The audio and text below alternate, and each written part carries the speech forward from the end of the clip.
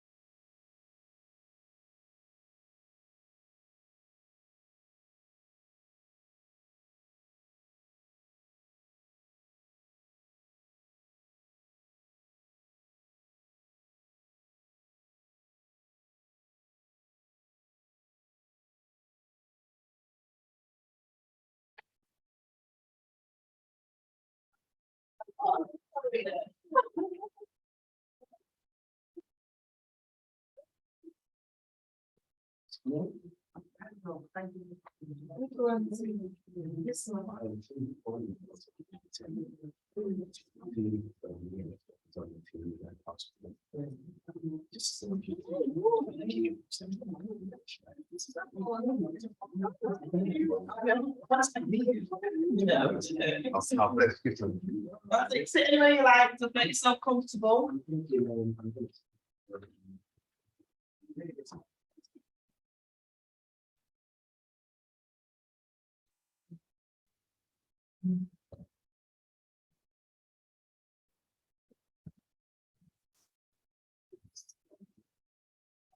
Yeah,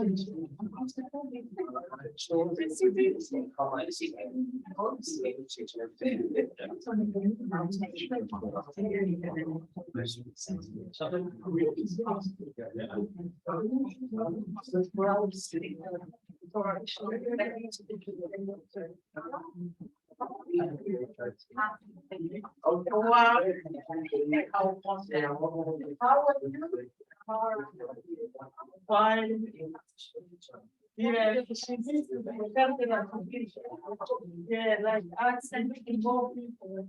Yes, we do.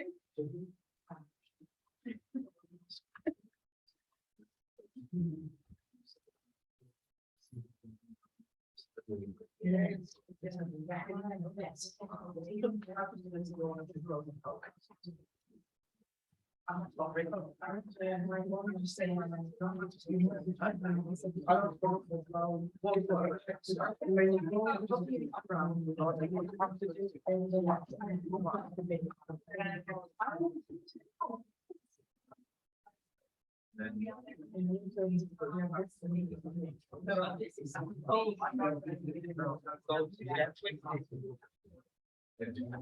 Okay.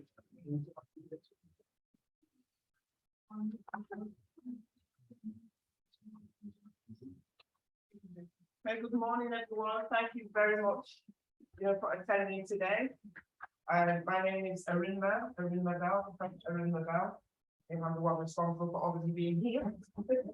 And we're probably going to have more people coming in and out, So we do have up to 61 people that registered to attend. So hopefully they'll come. But I know people are coming at different times because of different lectures. Today is Africa Day, and it is known as Africa Day internationally. Some of you may know, may not know. And that day came about way back in 1945 when the Pan-African Congress group decided to meet, and they met right here in Manchester in All Saints, which is not too far from here. I don't know where I am in the building, but it's not too far from here. And it was African leaders that met because they were having, and it was the 5th Pan-African Congress meeting that they met here in Manchester. They used to meet year on year, but the African leaders were not asking, imagine, they were not necessarily invited to attend, so they invited themselves and they attended here in Manchester in the 5th Pan-African Congress movement, and it was at the time, when countries are coming out of colonization, getting their independence and talking about it. And we had the greats really here, Nkrumah, all the great leaders. I think Marcus Garvey was even one of them that were here. But it's all researchable, you can look this up. And ever since, it's been declared, the 25th of May has been declared Africa Day. I think for some of us, though, it's just quite new, we didn't know. I mean, even ourselves, like me, I didn't know so a few years back. And so that's why we decided with Charisma, but you know what, we're going to celebrate Africa Day. And we're going to bring Africa Day to Manchester and let people celebrate Africa Day and understand what Africa Day is all about, where it's come from, its origins. So this year, I mean, in the past, we have done actual African festivals, in the open. But this year, we decided that we're going to do an Africa Day conference. So there's a lot of talk going on at the moment around Africa, about Africa, with Africa, sometimes without Africa. And Africa being the huge continent that it is, does consist of 55, some say 54-55 countries. And some of the flags are around, the room. We have also the Caribbean nations as well, around the room, which are, 27, I think it's 27, just texting me. 27. And we decided, like I said, to do this conference, to have a conversation. You're going to hear from 4 speakers, 4 lecturers doing some great works, and they're going to give you great presentations on subjects that are being talked about at the moment. But to me, these subjects are a bit like Chinese whispers. We hear a bit here, we hear a bit there. We don't really know the truth, really. And so we're going to hear about the restitution of artifacts. And that's another conversation that we're having. So we're going to hear from our first speaker, Njabulo Chipangura. And he's going to talk about, he's got a new job actually. I've got it here, it's long, it's not very long, but he's amazing, snapshot of his amazing CV. Because like I said, we're going to hear about artifacts, the restitution of artifacts, the repatriation of artifacts. We're going to hear about cybersecurity and AI, because that's another conversation that we're having a lot. AI, the chat GTP or PTG, and sometimes it does need PTG parental guidance, but anyway, but chat GTP we're going to hear about. We're also going to hear about artifacts and materials and articles artifacts that they have in Manchester Museum. What are they doing about the ones that they have in the Manchester Museum? That'll be this afternoon. We're going to have someone come and talk to us about that. And that'll be Dr. Campbell Price. And then we've also in the afternoon, we're hearing about one of our own, or one of my own, I should say, a Nigerian, although we have too many things on the panel. So I'm just being a bit, well, it is our conference and, we can have too many viewers on our panel. But I have to make it gender equal, you see. If I have a female, then I have to have a male. If I have a male, I have to have a female. So that's what I've got too. But anyway, we're going to hear from a Nollywood director. So all of you who love your Nollywood, we've got one of the founders of Nollywood is here today, and we're so grateful to have him here. And he's going to talk to us about, the film industry, the Nigerian film industry, and what impact that's having on the West and vice versa. So without much further ado, let me read out for you about our speaker number 1, our first speaker. His name is up there. Njabulo Chipangura, who is here to my left, is a curator of living cultures at the Manchester Museum and an expert in anthropology with a Ph.D. from the University of Witwatersrand. Yeah. He is also the author of Museums as Agents of Social Change, which was published by Routledge in 2021. As a curator of living cultures, Njabulu is responsible for the management and interpretation of the museums and that's our museum here, Manchester Museum, of the museum's collection of ethnographic objects. He's particularly interested in the role of museums in fostering understanding and respect for different cultures and promoting social justice. His research focuses on the intersection of museums, heritage, and community engagement. He has worked on a range of projects that aim to make museums more accessible and relevant to diverse communities, including the development of exhibitions, educational programs, and community outreach initiatives.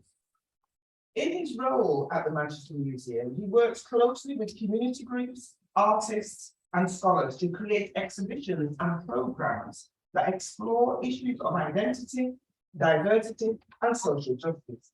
He's committed to making the museum a welcoming and inclusive space for all visitors and to promoting a greater understanding of the diversity of cultures that make up our world. So can we have a big round of applause, please? Thank you so much, Veruna, for the warm introduction. Good morning. My name is Njabulo Chipangura. You can call me Njabulu. Before you start, we're going to have Q&A and we want this to be interactive. So it's not going to be a lecture. I'm not going to be a lecture. I'm going to have an engagement. I'm Njabulo Chipangura. Every Africa Day, I'm Zimbabwe. I'm from Zimbabwe, and I'm proud of Zimbabwe. Every Africa Day to all of you and all of the Zimbabweans in the room. Every Africa Day. So, okay.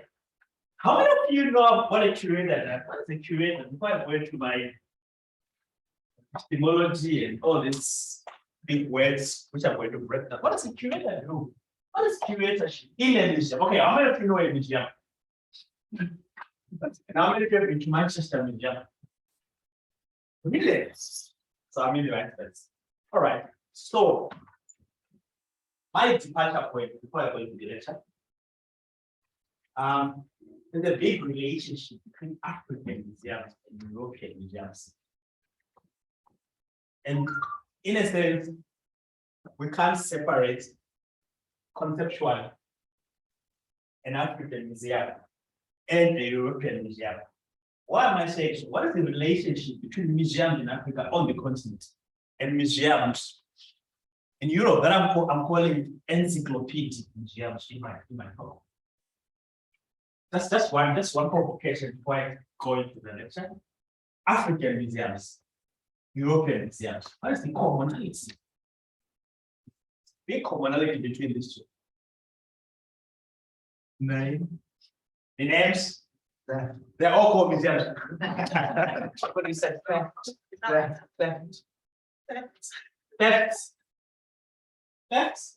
Yeah. Looting. Appropriation. Dispossession. Containment, right? So African museums are byproducts of colonization.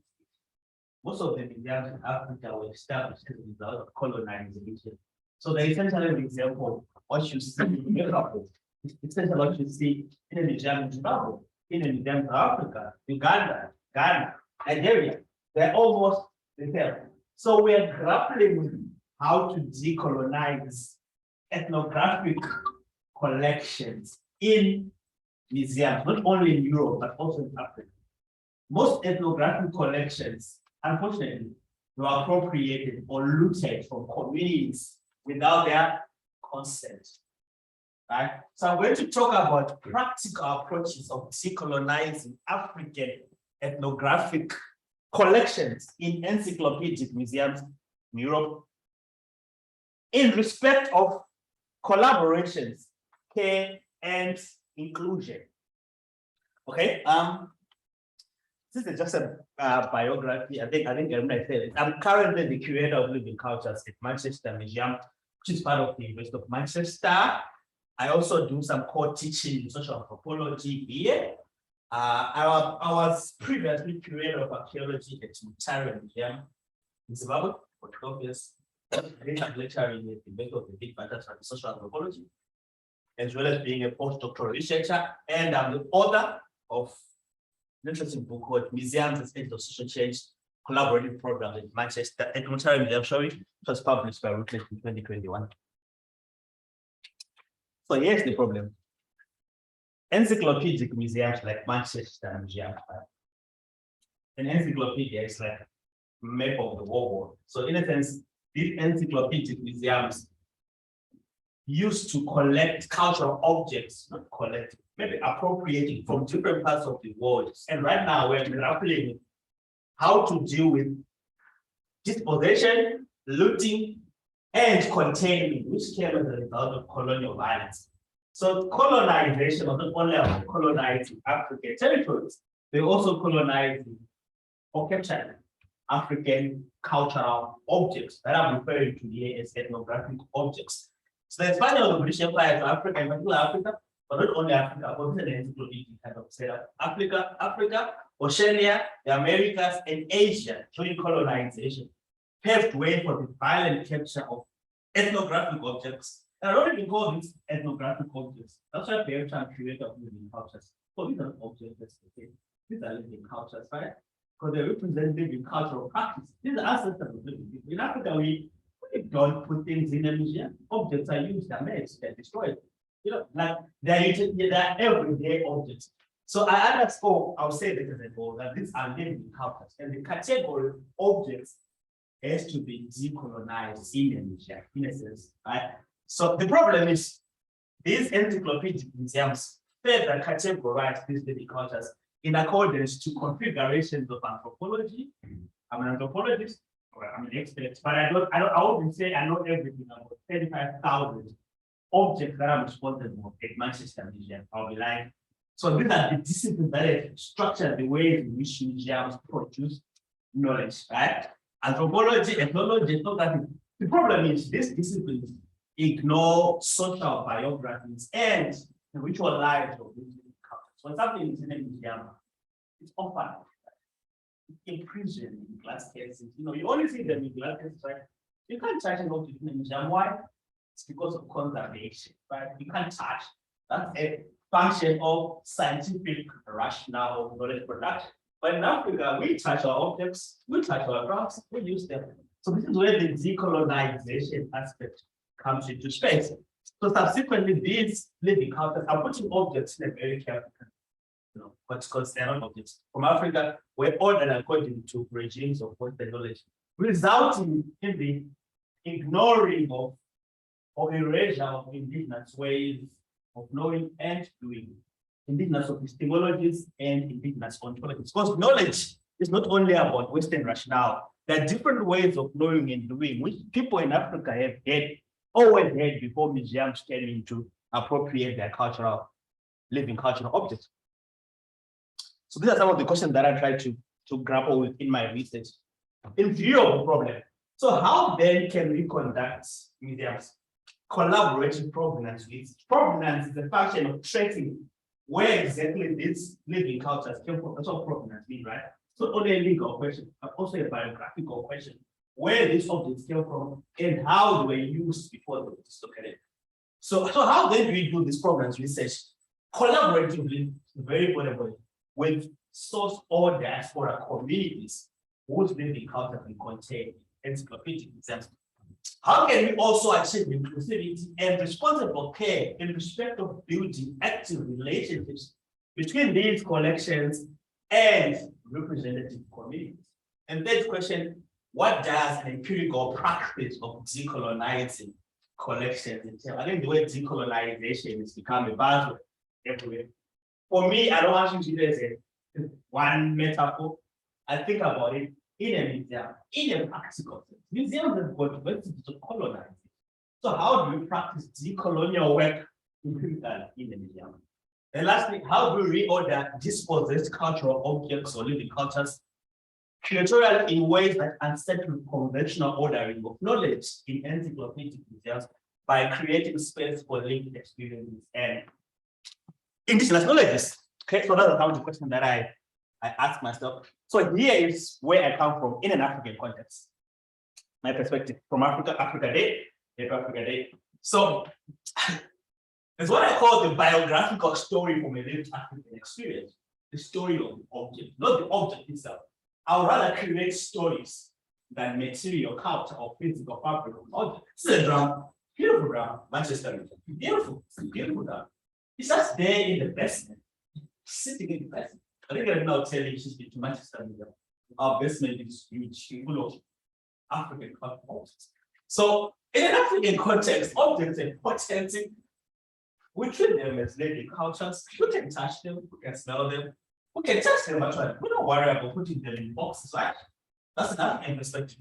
So although these objects look stagnant in ethnographic museums per se, they're biographies, and they carry with them important ritual meanings from where they were dispossessed from. So this is the African perspective from a rich African experience.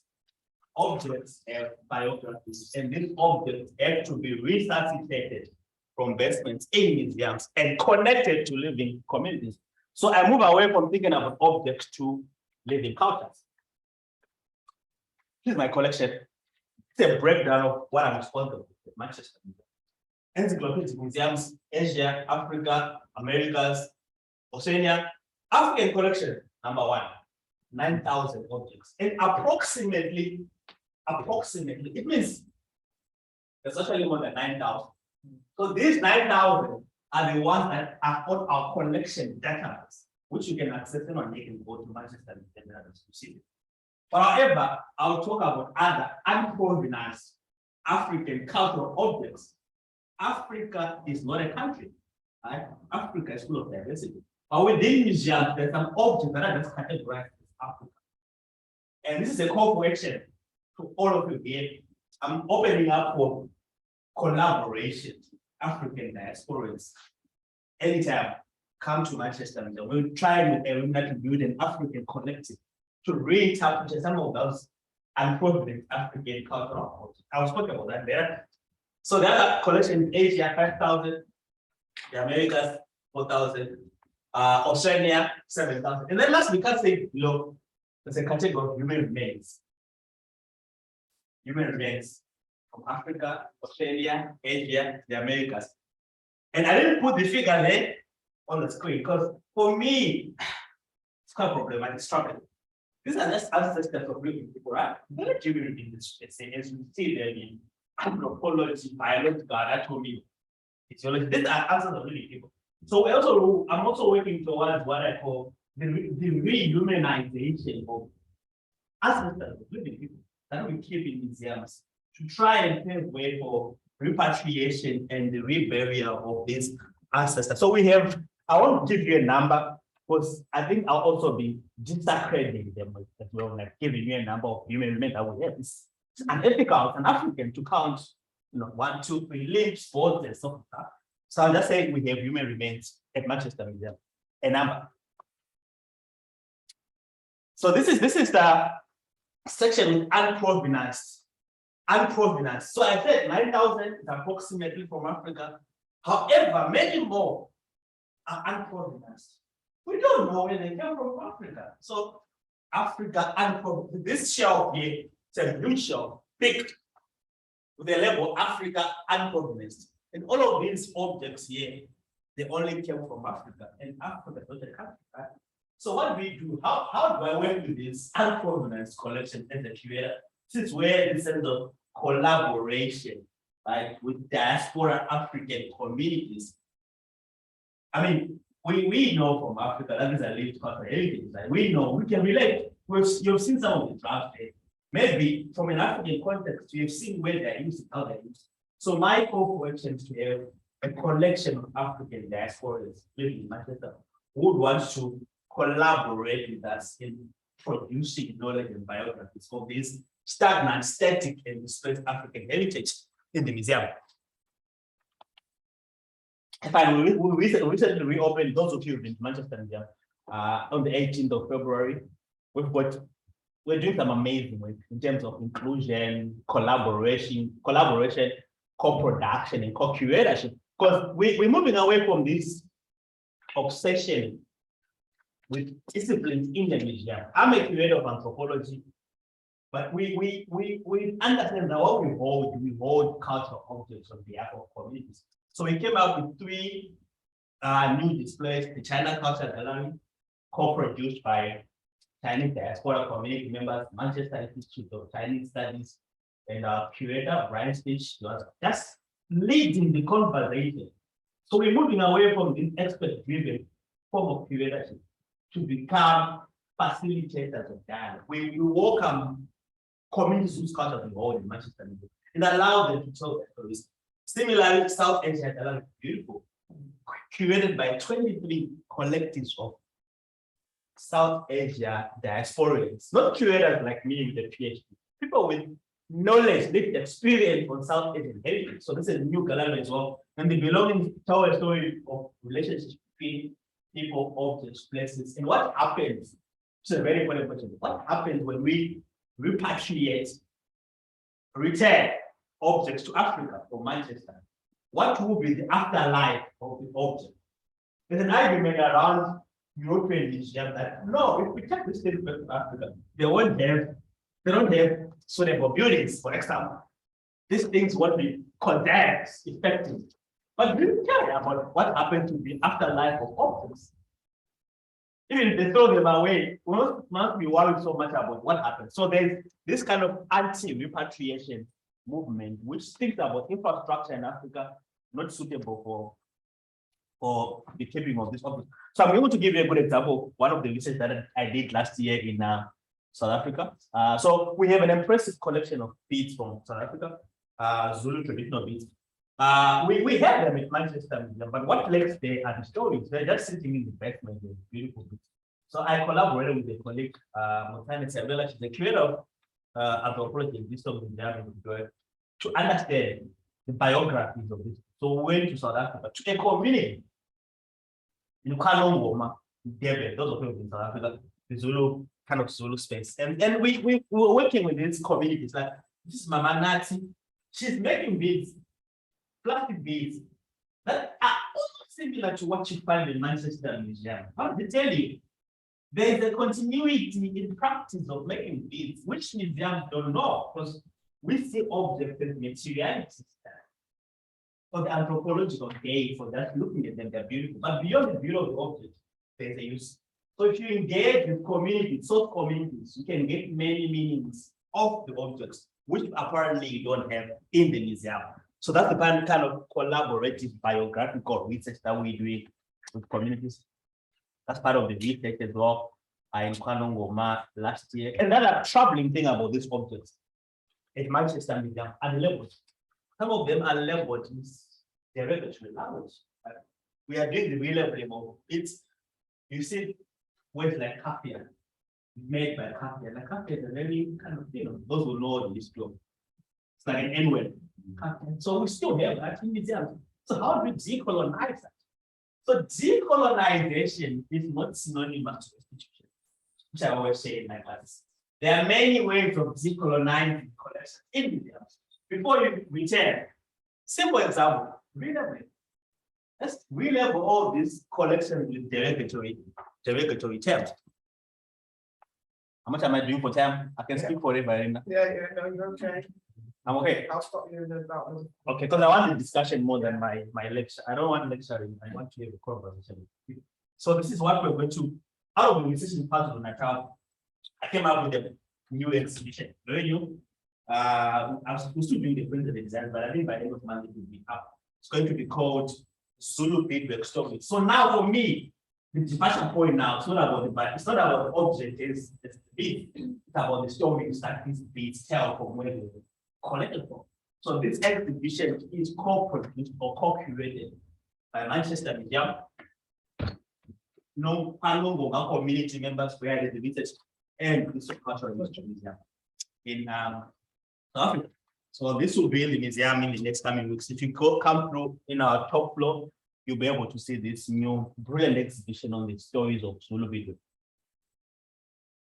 Then the labels, I spoke about labels, how I'm working to correct. Sometimes you see, I don't know whether I see that, they actually cancelled caveats. And then they put Zulu, which is okay, it's okay. But my kind of departure is, we need to throw out all those labels.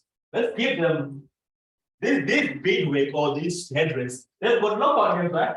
Let's give them local names. That's what we call decolonizing. Language as well. We need to decolonize language and how we see objects. For sure. Sorry. No, he's agreeing. And then this one is a very interesting example. I like it so much. the Benin material, the Benin was Nigeria. Yeah, it's a very big, it's a huge story. I think there's many museums in Europe work up a bit, which I like. So we have this task in our collection, or not in our Benin task. How many of you know the story of Benin? Can I just say a short bit about it? So the Benin Kingdom was was destroyed. There was a period expedition in 1897 by the British to revenge an earlier resistance by the kingdom or by the British, and then they defeated them. Then they also stole quite a lot of impressive cultural materials, more than 10,000, including ivory, glass, bronze material, and these objects were leading because they found their way to almost every ethnographic museum in Europe and in America, in Australia. So in Manchester Museum, we have a collection of around 18 or 20 Benin cultural materials. So we used to have this task from Benin on display. So what we did, out of our inclusion and sense of acknowledging that these objects came from another colonial value, opened up a book for comments from visitors, telling them about the context of the acquisition and asking them what they think we should do with the Benin task. And 95% of our men say, please remove this task from the display and take it back to Nigeria. You don't own it. It's not yours. Right? So what does it mean?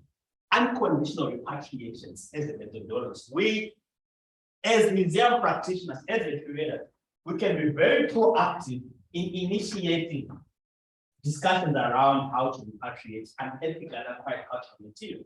We don't have to wait for claims to come to us, because you will know for sure how much we hold in our collection if you're not a curator or a researcher. So instead of waiting for communities to come from Africa, they might not even come from Africa to see what we hold. We can be proactive and initiate the dialogue on how to retain or repatriate an ethically acquired cultural material. So the task is earmarked for repatriation, and very soon you'll be hearing that we are returning the Benin material to Nigeria. That's part of the repatriation and restitution process. But we don't do it alone. We work with diaspora communities with Nigerian heritage to ask them what they think about the repatriation, how we should proceed. So that's democratizing curatorship.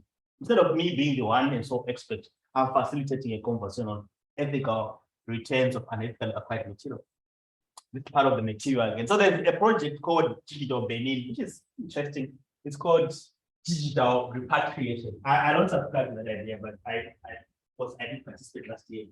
So the idea is that we can also repatriate objects in digital formats, put them on. So the Benin material is now live. Go to this platform. So they did a mapping of all museums around the world with Benin material.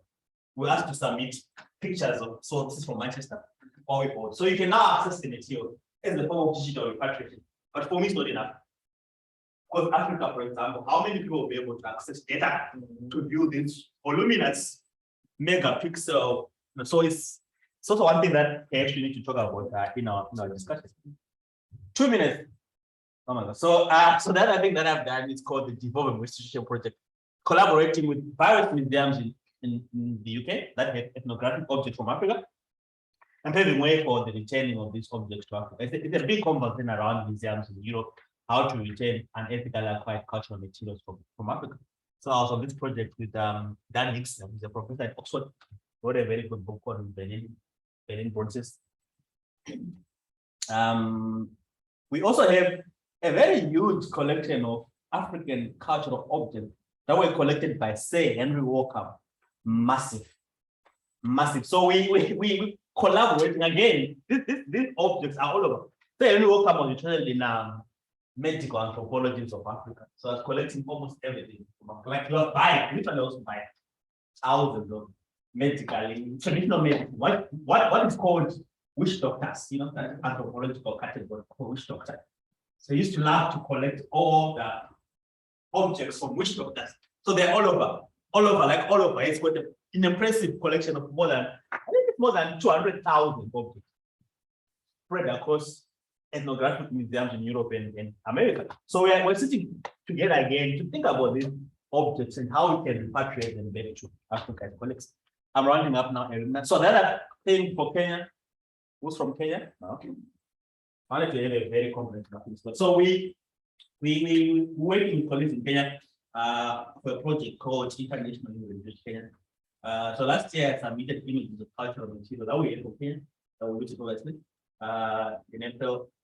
So far they've done a database of almost 32,000 objects from Kenya that are all over Europe again. So again, it's a question of collaboration and how we can pave way for repatriations. Then lastly, there's this interesting project called Museum Lab. So in Germany, what they're doing, which I find very interesting, they're not only proposing repatriation of cultural objects to Africa, they're also doing reparations. Reparation means you just don't return. You also pay communities money, right? Because they've lost so much from this colonial industry. It's not only losing cultural heritage, there's so much that they lost from the violent capture of the objects. So they did this in Namibia. They returned human remains or ancestors of the Namibia.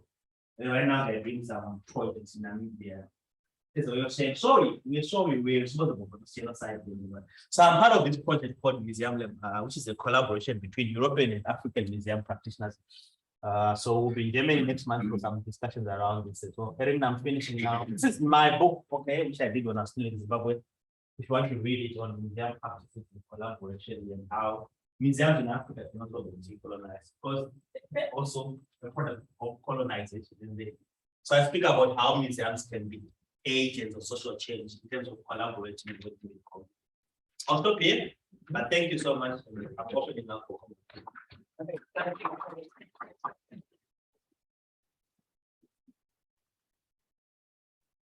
Wow. I'm sure we all will learn something new today. So we're opening it up now. Questions from yourselves. Fantastic presentation.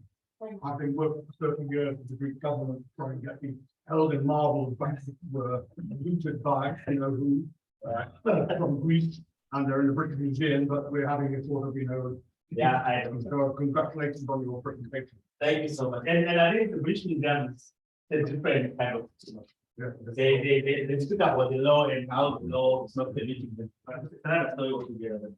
But thank you so much for that.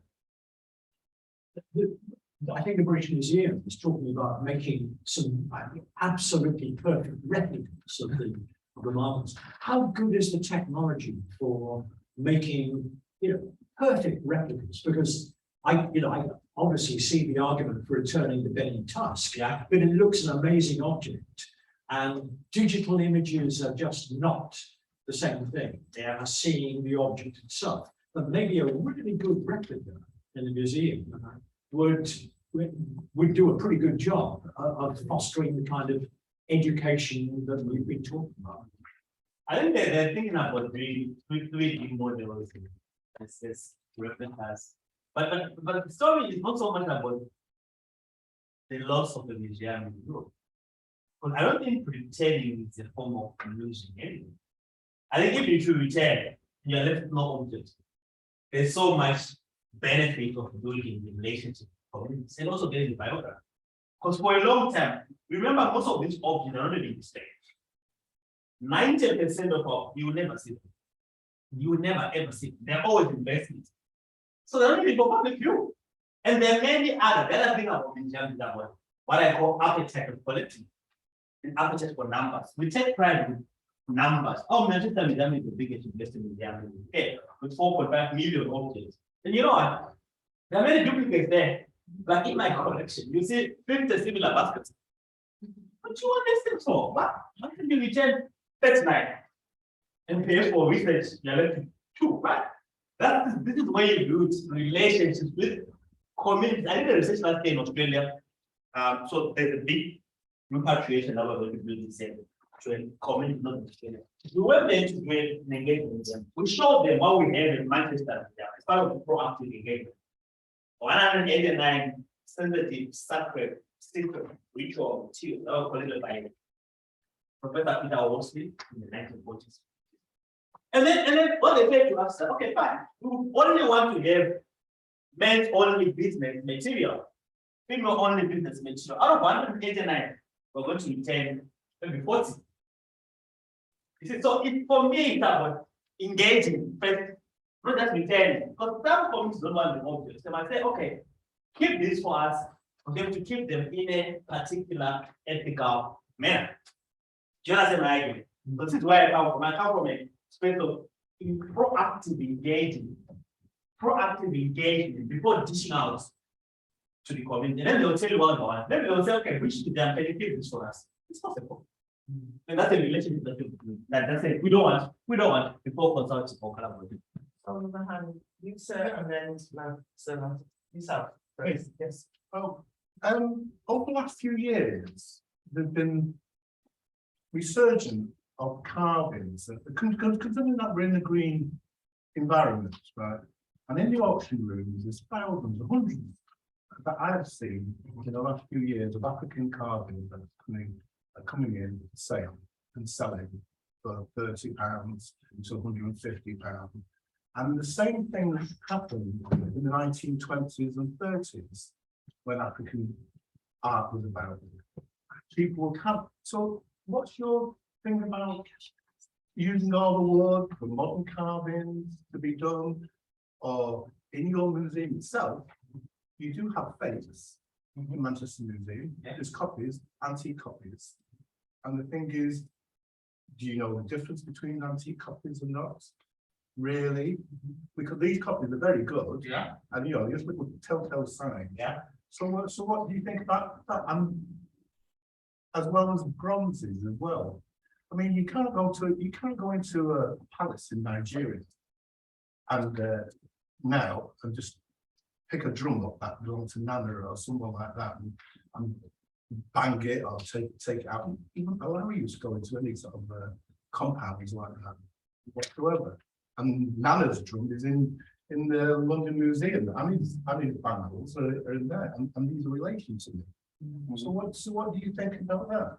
I think for me, just before you answer that, sorry, I just like to, is anybody all right being on camera? Because we're recording this, but at the moment it's only recording the screen. And when we take it off the screen, it will record people. Is everyone okay with that? Okay. Yeah. Thanks. so I think for me, I think what I want to underscore here is that it's the history of the collection in a museum, for example. So what we have in museums, most ethnographic museums, are cultural objects that came to as a result of colonial violence. That's a different case. Well, not all of them would. No. A lot of them would have been given to people. They were bought them, and they didn't know what they were buying, so they could be buying them from the local carvers in the market. And the history is very would go into a particular compound. The history very diverse. The real questions diverse. It's not everything that we have that was looked at. That's what we Some objects were legitimately acquired through donations, trading, exchanges. We know that. But the contemporary question now that you're asking about people buying and selling I don't know, it has not very thousands, all that. It's quite common, but what we're doing right now is Manchester Museum. But the average took with 20 and 30 pounds. Sort of probably about 1950s. These tufts that you're talking about, and that's early 19th century, and used for ceremony purposes, and were taken. So you probably know by the patination and the wear whether tuft is old or not. So. We do have, however, for example, we do have. I'm always receiving emails from people that want to donate. Like taxes that they have in the house right now. But as a policy, we no longer acquiring any because of what reason? sightings, for example. Would you not acquire them and send them back to Africa? No, that would be a different culture. Because for us to say we already what is the cultural significance for acquiring? Why are we acquiring this for the museum? Already we have got more than thousands of almost similar. So we can facilitate a repatriation of a privately owned collection. Because we want to support in the museum. Because my father died, was in the year in 1940, he was a missionary, was a doctor, I have many people that he died. I don't know what to do with it. Can I give him to the museum? So we won't take such conflict. We assess how this object was acquired. Why are the Nigerian bronze during the interregnum, right, sort of between 1800 and 1840s, Yeah. right, and it's from Nigeria. You ain't a provenance, full provenance. Yeah, but it's from Nigeria and it's part of my family, right? Yeah. Now, what would I do with that? Would I have to hand it over to you, even though it's an ancestral thing that belongs to me? What do you expect me to do, or do you want me to send it back to Nigeria? And you see, people in Nigeria, there's lots of different classes in Nigeria. So it wasn't just the over, there's other people, important people, MPs, they're not MPs, but some of particular. Sorry. Today, we can hold on to that, but that seems like that's more. Sorry. So we can do it. I've got other people with their. Oh, sorry. We can speak after and then. Yeah. I'm from Benin. Oh, wow. There you go. And now quite abreast in broad stock, with not said. As a filmmaker, I did one of the biggest work, particularly from our point of view. All of the works that have been about the British invasion of my community in 1997 was always from the British perspective. Until I made my film Invasion in 1997, deliberately as a son of the community where the event took place. So I had to research deep into the events and single events accumulated into the war. That it was very well planned and executed by the British, and because when you actually see the works that were made by seeming illiterates, those kind of people are amazed. Most of the museums that are decided to return, the biggest now, the German government, returning over 1,344 pieces of those artworks. Then you see the regular ones that were made 300, 400, 500 years back. And why I'm particularly happy with your presentation is the idea of the story behind.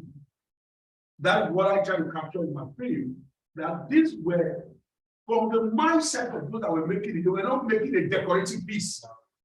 There was a lot of spiritual connection, and in fact, it was actually photography. The king is doing something, and these experts are brought to observe what is going on in the palace. And when they leave there, that their view is the power to reenact those pieces. So if you're just looking at it, like I was in Boston some years back, and I ran into a piece, and they wrote there that it was made 182 years ago, and it had a $52,000 price tag on it. I almost fell down because I passed through the streets where they make this stuff there, and I'm not sure those guys have seen $20,000 in their entire existence. And I started to revalue even before the call for reparation started. And I've been a strong voice globally on the reparation, using my film as an motion picture. So I'm really very happy with your presentation, and the more to be done as for playing out dramatically by way of presentations like this, the corporate seminar, the story behind those work. They are far beyond just decorative piece of art, especially the issue of tourism and all of that connects with those works. Thank you very much. I enjoyed the presentation. No, thank you so much for that aspect of documenting people's living cultures. So they're not just all the visual, as they say, they're representing different kinds of stories, spiritual, ritual, ceremonial, and that's what you need to do when you repatriate. Not repatriate the object, but also the story behind it. I'm wearing one. Oh yeah. There's many of this in the country, but Right. Okay, we've got another question, and also remember everyone that he has said that he's looking for people to take part and be part of, you know, this curation, co-creation of artifacts. Okay, I've got one question here, and then I'll complete it up. We're supposed to be breaking at 11 for a comfort break, but Eric, your question. I think it's excellent, these you've done.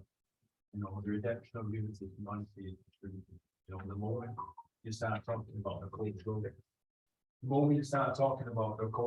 living culture, is to go and tell the story, and the story is what's the most important thing. We're living in the 21st century, to go and understand the 21st century, 4th century, those artifacts came to be.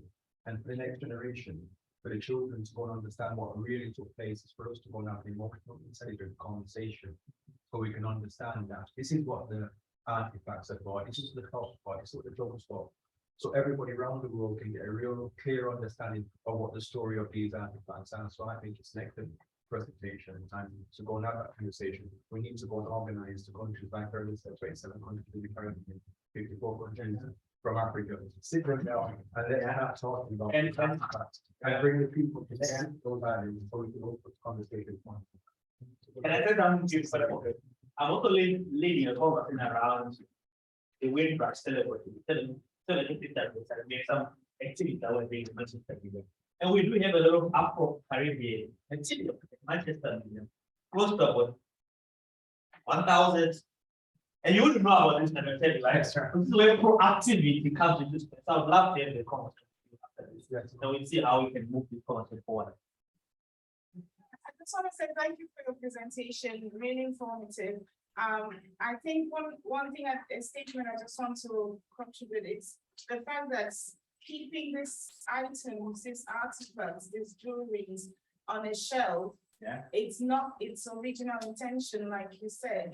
Like we wear jewelries, like my grandma had jewelries in baskets, we take them out, we dress ourselves up. But having them laid there is also the spiritual aspect of the things that we do, the clothes that we wear, the items that we have, the brass and all that. So worrying so much about where they're going to end up, it's really irrelevant, like you say. So I really, really hope that this is progress. It's amazing progress, and hope that this can continue to see the items return to where they are from, because there are still people who are creatively making these items. Yes. And it's also part of culture. Yes. They'll remember, it's a form of memory, what we say, when they're reading all this documenting living culture or practices. It's not about the material. This looks beautiful. There's no story about beauty. I went to International State Museum in Liverpool. I took my children there last year, summer, and straight away I could see items I recognize. I'm from the FE Calabar tribe. And I could see items I recall that my grandma had that material, and it's so significant. It really brought memories and back, yes, but these things are real for other people. They are people's culture, they are people's traditions, and I think they should be where they are valued and treasured. Thank you. Celia and then yourself. I recently visited a small museum in Greater Manchester, and one of their star exhibits was a Native American suit of clothes. It was documentary evidence to show that it was trade acquired in the 18th century by trade, by swap. So there's no looting. But recently, the museum has been visited by some Native Americans who said, "We'd like it back."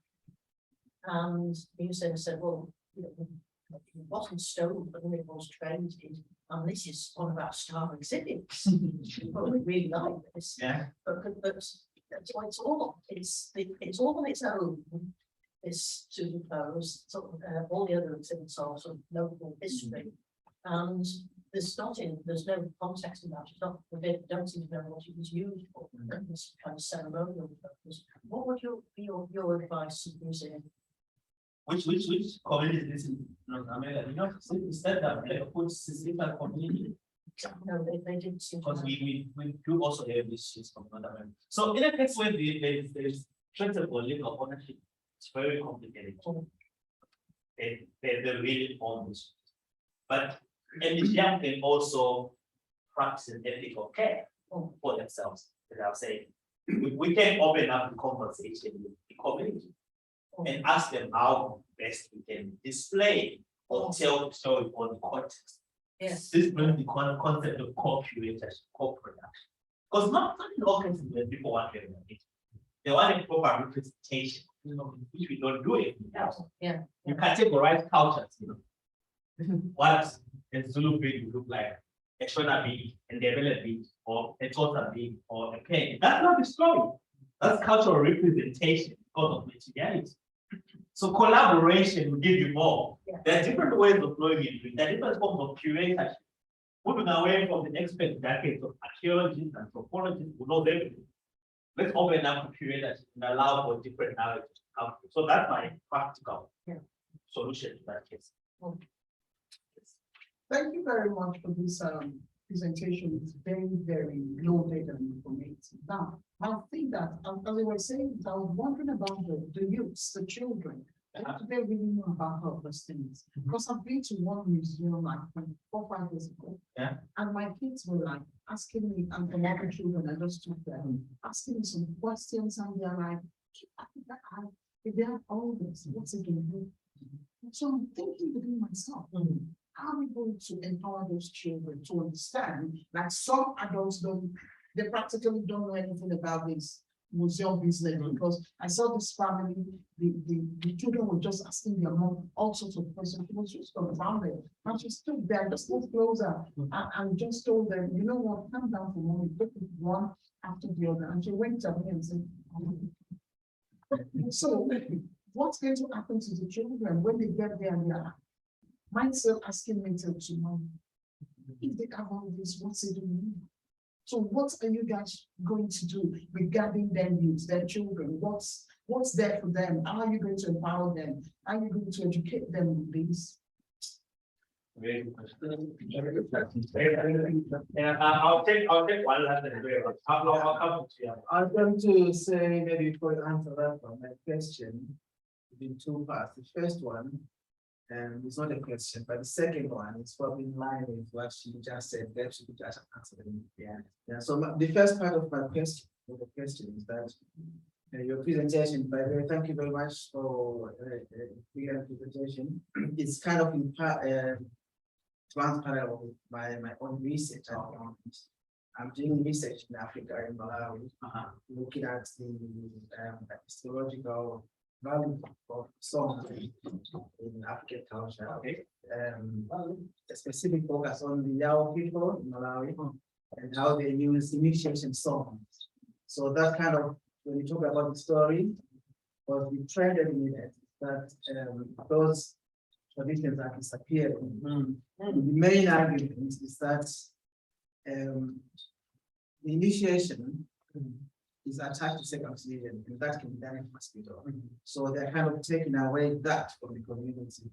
But what's being overlooked is the value of the actual ceremony, because it's not just the circumcision and stop there, but they stay in camp for 4 weeks or more, and the chance in time when they get all these teaching.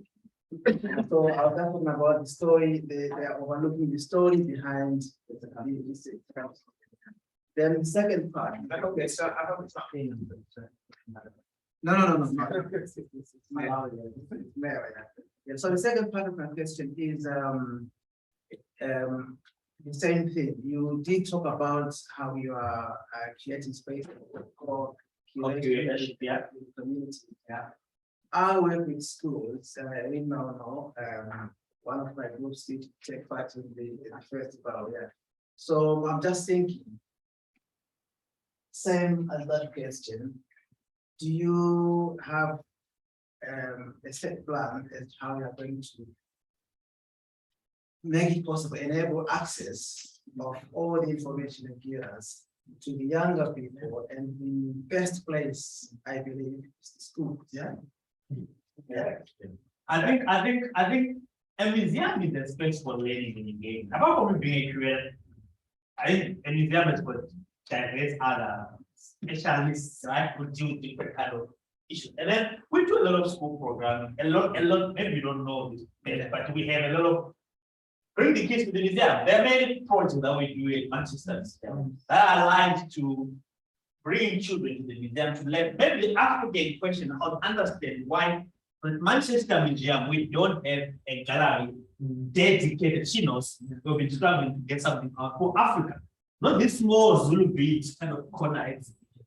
We're looking forward to collaborate with any one of you here. That's why I'm here. It's a clarion call for action. I think over 15,000 African ethnographic cultures.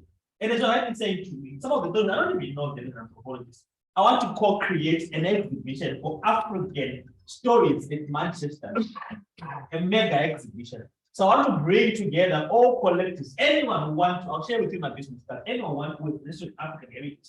We're going to sit down together. I'll bring you down to the basement. I'll show you the African culture of the city that you'll be there. No question. Has anybody asked you how much is the gold in Bank of England have to use? But we don't, I'm not saying don't answer, we're not prepared. Have you finished with the? So for me, it's the question of yes, the children have to come to see the museum, but the African story is also under in our exhibition. Because you remember the museum always in a very kind of technical way. I'm a curator. Curators, you wouldn't see me in the exhibitions. We make the stories. The old curator will choose an object to exhibit. And the story is going to be told by our tour guides or our visitors, right? Not the people that you see in a museum. But behind the story, there's someone called a curator who would have made a curatorial choice. But now for me to have a big to make a curatorial choice, it's about bringing people, communities together. We see what we hold in the museum and let's tell the stories for our children, the African story. That's my vision with this material. Oh, this is the big content. Sorry. So one last one, and then we're going to have a comfort break and come back for our next speaker. Thanks, just a quick mention. There's the People's History Museum. I've got an exhibition at the moment, Nothing About Us Without Us. Oh, wow. And they employed community curators. So, I think this idea that a curator is just somebody who's employed by the institution is possible that, and the community curators had equal power. They were staff on the payroll. Yes. And I think, that the principles are worth studying. Yeah. I think we did something similar for South Asia. We did employ the core curators, but they were paid for their time for the core curators. So something that we can also do in African collectives. If you will be paid for their time, I'm not just inviting you to just interpret it. Yeah, curator, you get curator. Because curator doesn't mean that you need to have a degree in anthropology, whatever. It's a form of practice. So this is a call to everybody. They will get it. Work together. Thank you. I'm here for the one day. So we're going to have a quick comfort break and then come back into this room. Sorry, and I didn't do my hostess bit in the beginning. Where the toilets are through there and on the lower ground floor. If you go down the stairs, they're right in front of you. That's where the toilets are. There's no alarms, no practice fire alarm today. If we hear it, don't know what it sounds like, but we'll probably know it. If we hear it, follow the green signs and instructions. We gather outside the building on the grass. Yes, and lunch will be arriving around 12:30, 1 o'clock. That's when we'll have lunch. But do come back in here because around 11:15 or 11:14 now. Anyway, comfort break. 1 minute comfort break. How fast can you run down the set? We're going to be listening to Olamide Njabulo, and her presentation question was, how can the application of blockchain technology, cybersecurity, and smart contracts contribute to sustainable development and enhance efficiency in infrastructure projects in Africa, and what are their challenges and their opportunities in this regard? In layman's terms, we're going to talk about AI. That's what she's going to be talking about. She's over here with us. So we have a quick comfort break and then come back to it. And if you haven't signed in yet, happy days with Marion over here. You don't give your name over there, please.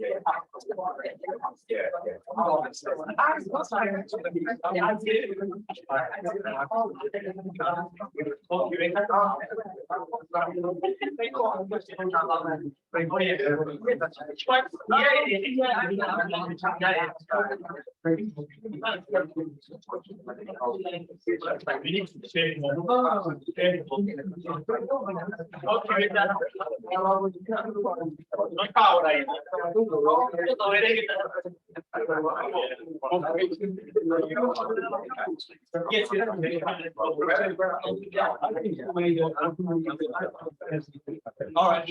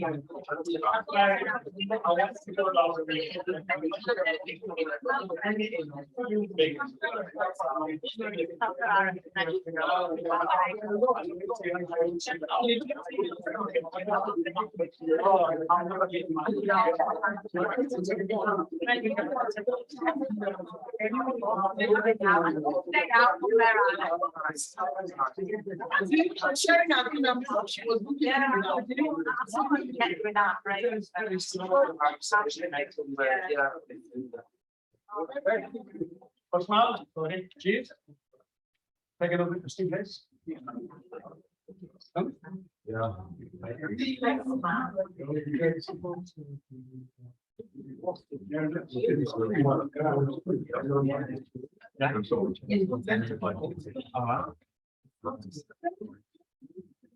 Okay, coming to where though?